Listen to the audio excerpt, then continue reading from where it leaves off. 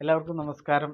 പൊതിച്ചോറ് പൊതിച്ചോറ് കഴിച്ചിട്ടുള്ളവർക്കറിയാം അതിൻ്റെ ആ മണവും ഒരു പ്രത്യേക ഒരു വികാരമാണ്. നമ്മൾ ചെറുപ്പത്തിൽ സ്കൂളിലൊക്കെ പൊതിഞ്ഞ് കെട്ടിക്കൊണ്ടുപോയി കഴിച്ചിട്ടുണ്ട്. പക്ഷെ ഇന്നത്തെ കാലഘട്ടത്തിൽ അത് ഒന്നുമില്ല. ചുറ്റുപാത്രത്തിലൊക്കെയാണ് പിള്ളേർ കൊണ്ടുപോയിക്കൊണ്ടിരിക്കുന്നത്. പക്ഷെ ഇന്നത്തെ കാലഘട്ടത്തിൽ പൊതിച്ചോറിന് അതിപ്രാധാന്യമുണ്ട്. എൻ്റെ വ്യക്തിപരമായിട്ടുള്ള ഒരു അനുഭവം പറയാം. ഞാൻ തിരുവനന്തപുരം മെഡിക്കൽ കോളേജിൽ ഒരു 15 ദിവസത്തോളം ഞാൻ കിടന്നു. അപ്പോൾ അത് നമുക്കൊക്കെ അറിയാവുന്നതാണ്. 1 2 ദിവസം നമ്മൾ ഹോട്ടലിൽ നിന്ന് കഴിച്ച് കഴിഞ്ഞാൽ കുഴപ്പമില്ല. സ്ഥിരമായിട്ട് കഴിക്കുമ്പോൾ എന്ന് വെച്ചാൽ വളരെ ബുദ്ധിമുട്ടുണ്ട് ശരിക്കും. അപ്പോൾ കൃത്യമായിട്ട് ഒരു സംഘടന ആ ഉച്ചയ്ക്ക് അവിടെ പൊതിച്ചോറ് കൊണ്ടു തരുമായിരുന്നു.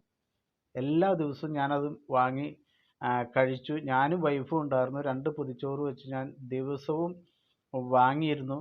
അതിനകത്ത് തുറന്ന് കഴിയുമ്പോൾ അതിൻ്റെ ഒരു പ്രത്യേക ഒരു സ്നേഹമായിരുന്നു അത്. സ്നേഹം എന്ന് വെച്ച് കഴിഞ്ഞാൽ പറഞ്ഞറിയിക്കാൻ പറ്റില്ല. കാരണം എന്ന് വെച്ചാൽ ഏത് വീട്ടിൽ നിന്നാണെന്നറിയില്ല, ഏത് ജാതിയോ മതം ഇതൊന്നും നമുക്ക് അറിയില്ല. അവരാ തുറന്ന് കഴിയുമ്പോൾ ഏറ്റവും വിഭവസമൃദ്ധമായിട്ട് തന്നെ അതിനകത്ത് ഒരുക്കിയിരിക്കുന്നതാണ്. നന്നായിട്ട് ഒരു തുള്ളി പോലും കളയാണ്ട് ഈ 15 ദിവസവും ഞങ്ങൾ രണ്ടുപേരും നല്ല ആത്മാർത്ഥതയോടു കൂടി കഴിച്ചു. ആരാ ഇത് കൊടുത്തു വിട്ടതെന്നൊന്നും അറിയില്ല നമുക്ക്.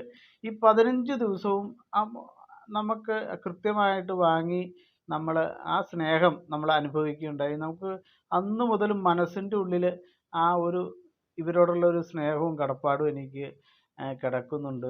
അത് കുറച്ച് വരികളായിട്ട് നമ്മൾ നമ്മുടെ യൂട്യൂബ് ചാനൽ അപ്ലോഡ് ചെയ്തിട്ടുണ്ട്. അപ്പോൾ തീർച്ചയായിട്ടും നിങ്ങളത് കേൾക്കുക, അഭിപ്രായം പറയുക, ലൈക്ക് ചെയ്യുക, ഷെയർ ചെയ്യുക, സബ്സ്ക്രൈബ് ചെയ്യുക. അപ്പോൾ നമസ്കാരം.